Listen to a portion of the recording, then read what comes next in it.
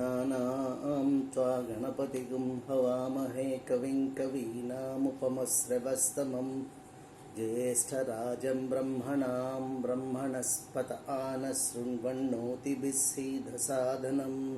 ॐ श्रीमहागणाधिपतये नमः। प्रणो देवी सरस्वती वादेभिर्वादिनीवती धीनामभित्र्यवतु वाग्देव्यै नमः। ॐ मातृदेवो भव, पितृदेवो भव, आचार्यदेवो भव, अतिथिदेवो भव। हरि ओम। ओम नमो श्री शंकर भगवत्पाद जगद्गुरुवे नमः। ओम नमो भगवते रामानुजाय नमः। ओम वादिराजगुरून् वन्दे हयग्रीवपदाश्रयान् वादिराजकेसरिणे नमः। पूज्याय राघवेन्द्राय सत्यधर्मरताय च भजतां कल्पवृक्षाय नमतां कामधेनुवे। ओम व्यासाय विष्णुरूपाय व्यासवे। ओम नमो श्री वेदव्यास भगवाने नमः। हरि ओम। फ्रेंड्स, ఆత్మ పరమాత్మ. ఆత్మ అంటే ఏమిటి? పరమాత్మ ఎవరు? ఆత్మ ఎక్కడ ఉంటుంది? ఏ విధంగా ఉంటుంది? ఆత్మస్వరూపం ఏది? ఆత్మకు పరమాత్మకు సంబంధం ఏమిటి? ఈ విషయాలను మనం పరిశీలించదలుచుకుంటే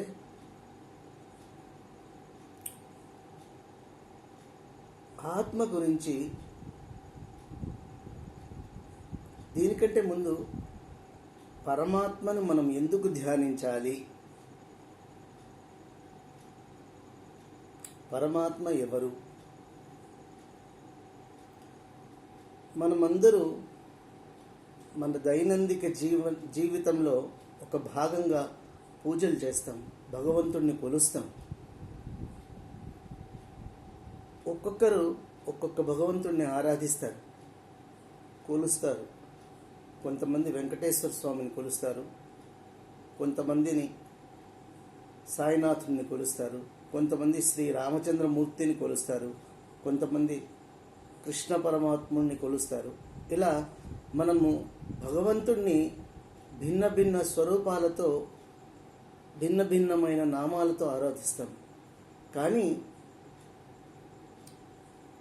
అందరూ అబ్జర్వ్ చేస్తే ఎక్కడో ఒకచోట వి అబ్జర్వ్ శ్రీరామచంద్ర పరబ్రహ్మణే నమః, శ్రీకృష్ణ పరబ్రహ్మణే నమః, శ్రీ సాయినాథ పరబ్రహ్మణే నమః. ఎక్కడో ఒక చోట మనము ఈ పరమాత్ముని అంటే మనం కొలిచే ఇలవేల్పును పరబ్రహ్మ స్వరూపంగా ఆరాధిస్తున్నాము అని చెప్పబడుతుంటుంది. చెప్పినా చెప్పకపోయినా పరబ్రహ్మ ఒక్కడే. ఇవన్నీ ఆ పరబ్రహ్మ స్వరూపాలే. సో పరమాత్ముడు ఉన్నప్పుడు ఏకైక దైవశక్తి పరంధాముడు పరమాత్ముడు ఒకడే. ఆ పరమాత్ముడు ఎవరు? వేదభాషలో మనం పరబ్రహ్మ అంటాం. ఆయన ఈవెన్ అన్నమయ్య కూడా ఫేమస్ కీర్తన బ్రహ్మం ఒక్కటే పరబ్రహ్మం ఒక్కటే పరబ్రహ్మం ఒక్కటే అని చెప్తాడు. వేదంలో ఎక్కడ కూడా భగవంతుని గురించి, భగవంతుని ఆకారాన్ని గురించి కానీ, భగవంతుడిని శివుడిగా కానీ, విష్ణువుగా కానీ, లేదా ఒక స్పెసిఫిక్ దేవుడిగా చూపబడలేదు. పరబ్రహ్మ అనే నామంతోనే పిలిచినారు. అన్ని వేదాలు పరబ్రహ్మ స్వరూపం ఒక్కటే అని చెప్తాయి. ఆయనే వేదస్వరూపుడు, కాలస్వరూపుడు, ఆత్మస్వరూపుడు, దైవస్వరూపుడు. సో ఇలా ఎన్ని రకాలుగా అయినా చెప్పుకుంటూ పోవచ్చు. ఆయన భిన్న భిన్న అవతారాలు దాల్చి ఎప్పుడెప్పుడు అవసరమవుతుందో ప్రజాకంటకమైన రోజులు వస్తాయో ప్రజలను రక్షించడానికి ఆయన భిన్న భిన్న రూపాలు దాల్చి ప్రజలను రక్షించేదానికి భిన్న భిన్న అవతారాలతో ఆయన అవతరిస్తారు. ఇవన్నీ మనకు తెలిసిన విషయాలే. ఇంకా ఆత్మ విషయానికి వస్తే, ఆత్మ గురించి శంకరాచార్యులు ఆత్మబోధలోను అండ్ ప్రస్థానత్రయంలో, ముఖ్యంగా ప్రస్థానత్రయం, ఎందుకంటే అసలు ప్రస్థానత్రయం అంటే భగవద్గీత, బ్రహ్మసూత్రాలు, ఉపనిషత్తులు. ఉపనిషత్తుల్లో కూడా 108 ఉపనిషత్తులున్నా దశోపనిషత్తులను తీసుకున్నారు పరిగణనలోకి. అఫ్కోర్స్ ఏకాదశోపనిషత్తుల్ని కూడా అంటారు, ఎందుకంటే శ్వేతాశ్వతరోపనిషత్తు వాళ్ళు దశోపనిషత్తుల్లో పరిగణించకపోయినా కానీ దానిలో కొన్ని విషయాలను కోట్ చేస్తారు కాబట్టి ఏకాదశోపనిషత్తులు అనవచ్చు. ముఖ్యంగా ఉపనిషత్తుల్లో ఆత్మస్వరూపాన్ని కఠోపనిషత్తులో ఎక్కువగా కోట్ చేస్తాడు. అన్ని ఉపనిషత్తుల్లోనూ బ్రహ్మ జిజ్ఞాస, బ్రహ్మజ్ఞానము బేసిక్గా డిస్కస్ చేస్తారు ఈ దశోపనిషత్తుల్లోనూ. కానీ కఠోపనిషత్తులో ముఖ్యంగా నచికేతుడు యమధర్మరాజును ఆత్మజ్ఞానమే యాచిస్తాడు. అండ్ కొంతవరకు నారాయణ సూక్తంలో నీలతోయిత మధ్యస్థాద్విద్యుల్లేకేవ భాస్వర నీవారసూకవత్తన్వి పీతాభా ఆస్వత్యనూపమా తస్యా ఆశిఖాయా మధ్యే పరమా ఆత్మా వ్యవస్థితః సబ్రహ్మ సశివ సహరిసేంద్ర సోక్షర పరమస్వరాట్ అని చెప్తారు. అంటే ఆత్మరూపాన్ని అక్కడ వర్ణిస్తారు.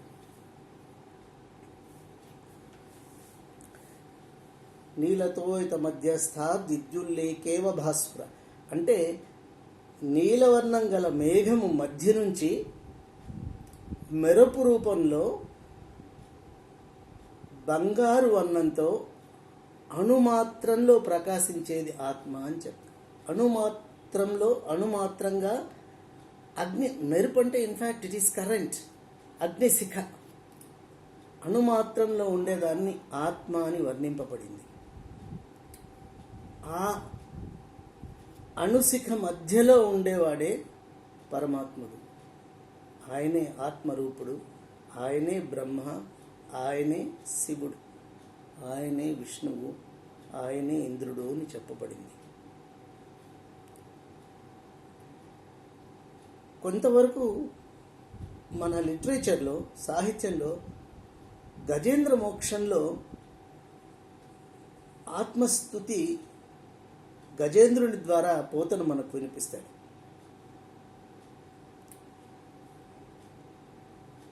ఆత్మ అనే పదము స్పెసిఫిక్గా అక్కడే వస్తుంది.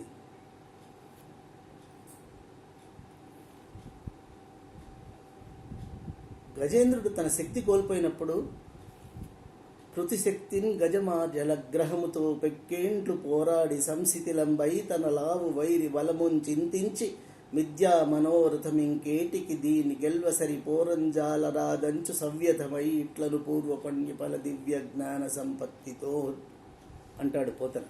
అంటే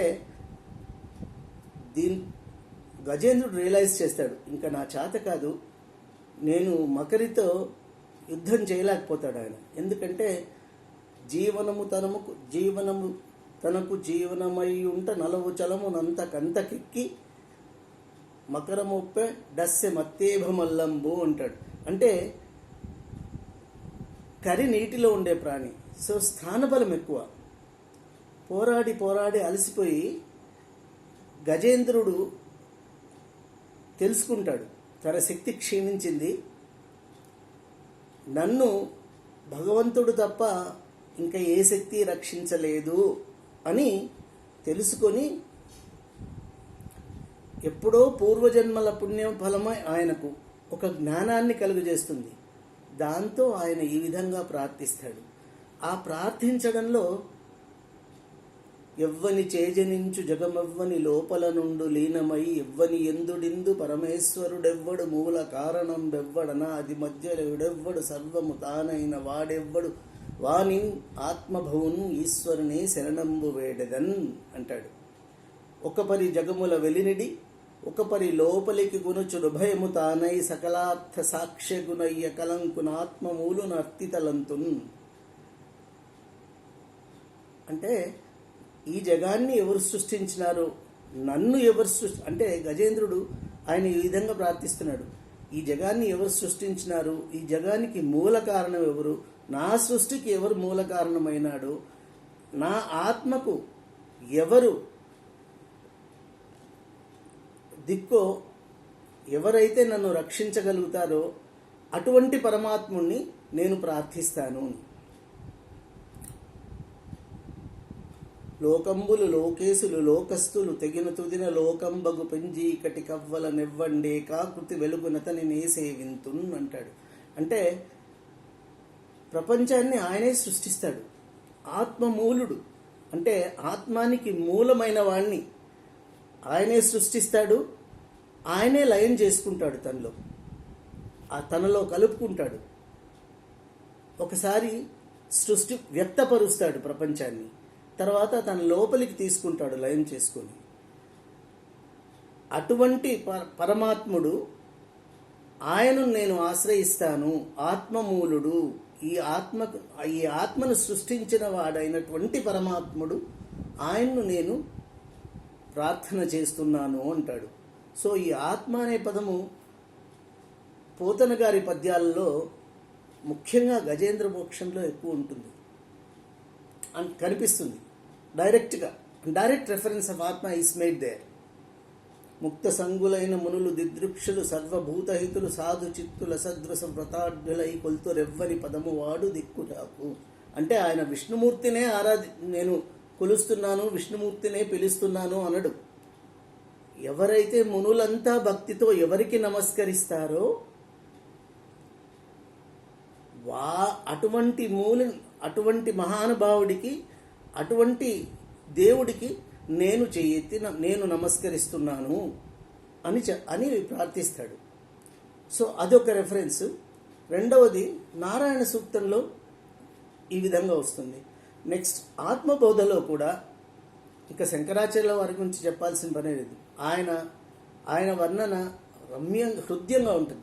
కానీ శంకరాచార్యుల వారి గురించి మనం మాట్లాడినప్పుడు ఆయన అద్వైత పరంగా ఉంటుంది. ముఖ్యంగా ఆత్మ పరమాత్మ, ఉపనిషత్తులు, బ్రహ్మసూత్రాలు, భగవద్గీత, ఈ ప్రస్థానత్రయాన్ని గురించి మాట్లాడినప్పుడు మనము 3 రకాలుగా అనలైజ్ చేయాల్సి వస్తుంది. బికాస్ త్రిమతాచార్యులు అంటే శంకరాచార్యుల వారు అద్వైత పరంగా వ్యాఖ్యానం చేసినారు, అద్వైత సిద్ధాంతాన్ని ప్రతిపాదించినారు. రామానుజాచార్యుల వారు విశిష్ట అద్వైతాన్ని, మధ్వాచార్యుల వారు ద్వైతాన్ని ప్రతిపాదించినారు. సో ఉన్నది ఒకటే మూలం. భగవద్గీత 3 ఒకటే ఆధారం, బ్రహ్మసూత్రాలు ఒకటే ఆధారం. అయినా కూడా వారికి అనుకూలంగా వాళ్ళు ఇంటర్ప్రెట్ చేసుకున్నారు. అంటే వాళ్ళ సిద్ధాంతాన్ని వాళ్ళకు అనుగుణంగా వాళ్ళు రచించినారు. అద్వైతం అంటే అద్వితీయమితి అద్వైతం. చాలా ఉంది, అద్వైతాన్ని చెప్పగలిగిన వాడు లేడు. కానీ అర్థమైతే అద్వితీయమితి అద్వైతం, అద్వైతం విశిష్టవత్ ఇది విశిష్టాద్వైతం ద్వితీయమితి ద్వైతం. ఆత్మ పరమాత్మ రెండు ఒక్కటే. ఆత్మే పరమాత్మ, పరమాత్మే ఆత్మ. ఆ రెండిటికి తేడా లేదు. ఇది అద్వైతం. అద్వితీయం అంటే రెండవది లేదు, ఉన్నది ఒక్కటే. ఇది అద్వైతం, శంకరాచార్యుల వారి అద్వైతం. అండ్ రామానుజాచార్యుల వారి విశిష్ట అద్వైతం ఏమిటి అంటే జీవుడు దేవుడు రెండు ఉన్నాయి. పరమాత్మనే జీవునిలో ఉండేది, దేవుడే జీవుడిలో ఉన్నాడు. సో శరీరం శరీర ఆయన యాక్చువల్గా ఆ భావన తీసుకొస్తారనమాట.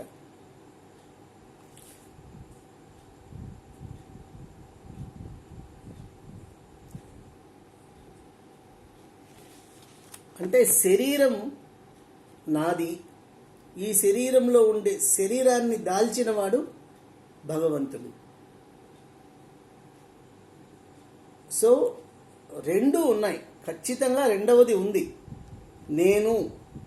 అందుకే ఆయన శంకరాచార్యుల వారు చాందోగ్యంలో చెప్పిన బ్రహ్మ సత్యం జగన్మిథ్యా జీవో బ్రహ్మైవ నాపరహ అంటే ఆయన ఒప్పుకోరు. బ్రహ్మ సత్యం జగన్మిథ్య అంటే రామానుజాచార్యుల వారు దాన్ని ఖండిస్తారు. బ్రహ్మ సత్యం జగత్ సత్యం అంటారు ఆయన. అంటే మనము ఉన్నాము అంటే మనము ఉన్నాము, వీఆర్ దేర్, మిథ్య కాదు మనము. ఇది బేసిక్ డిఫరెన్స్ బిట్వీన్ విశిష్ట అద్వైతము అద్వైతము అండ్ ద్వైతము. ఆఫ్ కోర్స్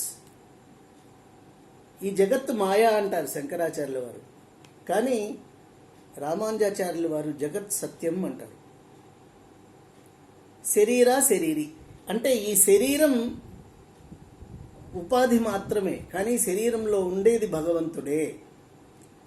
కానీ ఆ భగవంతుడికి మాత్రమే సృష్టి స్థితి లయం ఈ మూడు చేయడానికి అధికారం ఉంది. చేయగలిగిన వాడు ఆయన ఒక్కడే. అండ్ అల్టిమేట్గా ఈ శరీరం ఎక్కడి నుంచో, ఈ శరీరి అంటే ఈ శరీరంలో ఉండే శరీరి ఎక్కడి నుంచి వచ్చిందో అక్కడికి వెళ్ళిపోతుంది. ఆయన ఒక్కడే, పరమాత్ముడు ఒక్కడే. సో ఆ విధంగా చూస్తే అది అద్వైతమే. కానీ ఎగ్జిస్టెన్స్ మాత్రము దేర్ ఆర్ టూ థింగ్స్, శరీరి, శేషి. సో అక్కడ రెండూ ఉన్నాయి, కానీ అద్వైతం కూడా ఉంది అంటారు ఆయన. విశిష్ట ఎవరైతే అద్వితీయ ఎవరైతే ఈ శరీరంలో ఉన్నారో ఆయన మాత్రం ఒక్కడే, ఆయన అద్వితీయుడు. సో ఆ విశిష్టత అనేది ఆయనకు మాత్రమే ఉంది. ఆయన సృష్టి చేయగలడు, ఆయన లయం చేయగలడు. మనము నిమిత్త మాత్రులు మాత్రమే. కాబట్టి అది విశిష్టాద్వైతము అంటారు ఆయన. అండ్ మధ్వాచార్యుల దగ్గరికి వచ్చేటప్పటికి ఆయన ఒప్పుకోరు. ఆత్మ వేరే, పరమాత్మ వేరే, ద్వితీయమితి ద్వైతం, రెండు వేరే. భగవంతుడు భక్తుడు ఎప్పుడూ ఒకటి కాదు. భగవంతుడు వేరే, భక్తి జీవాత్మ వేరే, పరమాత్మ వేరే. ఈయన ఈసా దాస, ఆత్మ పరమాత్మ, జీవుడు దేవుడు, ఈసా దాస. ఈ మనము దాసులు మాత్రమే భగవంతునికి. దాసభావన అందులో ఆ సమయంలోనే ఈ దాస సాహిత్యం ఇంట్రడ్యూస్ చేసినారు ఆయన సమకాలికులు. పురంధరదాసు వీళ్ళందరూ, త్యాగరాజు, తర్వాత వీళ్ళు వచ్చిన భక్తిభావాన్ని పెంపొందింపజేసిన వాళ్ళు తర్వాతంతా వచ్చినారు. సో దాంతో దాస సాహిత్యం కూడా అప్పుడు మన వాంగ్మయంలో ఇంక్లూడ్ అయింది. సో ఈసా దాస, ఆత్మ వేరే, పరమాత్మ వేరే, ఆత్మల్లో జీవాత్మలు వేరే. సో మనం ఎప్పుడు వీటి గురించి మాట్లాడినా కూడా ఈ ద్వైతపరంగా, అద్వైతపరంగా, విశిష్ట అద్వైత పరంగా మూడు రకాలుగా మాట్లాడాల్సి వస్తుంది. ఎందుకంటే వారి వారి సిద్ధాంతాలకు అనుగుణంగా భగవద్గీతను బ్రహ్మసూత్రాలను వాళ్ళు ఇంటర్ప్రిట్ చేసుకున్నారు, ఉపనిషత్తులను. ఇది మనము will detail when it comes, అంటే త్రిమతాచార్యులకు సంబంధించి వచ్చిన తర్వాత మనం దీని గురించి మాట్లాడుకోవచ్చు. ఇప్పుడు ప్రస్తుతానికి ఆత్మ పరమాత్మ. ఆ తర్వాత ముఖ్యంగా ఈ ఆత్మ ప్రస్తావన కఠోపనిషత్తులో వస్తుంది. అన్ని ఉపనిషత్తులోనూ బ్రహ్మోపాసనే ఉంది. ఈ 10 ఉపనిషత్తులు ఎందుకు వారు తీసుకున్నారు అంటే, పరిగణనలోకి తీసుకున్నారు అంటే, ఈ 10 ఉపనిషత్, ఏకాదశోపనిషత్స్ in fact as I have told already, 11 ఉపనిషత్తుల్లోనూ బ్రహ్మ జిజ్ఞాస ఉంది. ఆత్మే పరమాత్మ, పరమాత్మే పరబ్రహ్మ. సో ఆ ఉద్దేశంతో ఈ 11 ఉపనిషత్తులను పరిగణనలోకి తీసుకుని వాళ్ళ సిద్ధాంతాలను వాళ్ళు పెంపొందించినారు. కఠోపనిషత్తులో ముఖ్యంగా నాచికేతుడు యమధర్మరాజు మధ్య జరిగిన సంవాదము, జ్ఞానం మార్పిడి, అంటే ఆయన దగ్గర జ్ఞానబోధ పొందుతాడు నచికేతు. యమధర్మరాజు దగ్గర నచికేతుడు అనే ఆయన స్నాతకుడు జ్ఞానబోధ పొందుతాడు. ఆ కథ ఎలా ఉంటుంది అంటే, వాజస్రవసుడు అనే కర్మిష్టి ఒక యజ్ఞం చేస్తూ ఉంటాడు. ఆయన పుత్రుడు నచికేతుడు. నచికేతుడు స్నాతకుడై, అంటే గురుకులంలో చదువుకొని జ్ఞాన విద్యార్జన ముగించుకొని వస్తాడు. తండ్రి యజ్ఞం చేసేటప్పుడు ఆయన ఉన్నదంతా ఆ యజ్ఞంలో దానం ఇస్తూ ఉంటాడు. ఆ ఇచ్చేటప్పుడు పశు సంపదలో, గో సంపదలో ముఖ్యంగా ఒట్టిపోయిన ఆవులు, అంగవైకల్యం కలిగిన ఆవులు కూడా ఆయన దానం ఇస్తూ ఉంటాడు. సో అది తప్పు అని తలంచి నచికేతుడు, కానీ తండ్రికి ఏ విధంగా చెప్పాలో తెలియదు. అందుకని వెళ్ళి, నన్ను అన్నీ దానం ఇచ్చేస్తున్నావా, ఇవన్నీ దానం ఇస్తున్నావు అంటే, అన్నీ దానం ఇవ్వాల్సిందే, నేను ఉన్నదంతా దానం ఇచ్చేస్తాను అంటాడు ఆయన తండ్రి. అంటే ఈయన ఒక్కటిసారి అయితే నన్నెవరికి దానం ఇస్తున్నావు అని వ్యంగ్యంగా అడుగుతాడు నచికేతుడు. ఒక్కసారి అడుగుతాడు, 2 సార్లు అడుగుతాడు, 3వసారి అడిగితే తండ్రి, నిన్ను మృత్యుదేవతకు దానం ఇస్తున్నాను అంటాడు.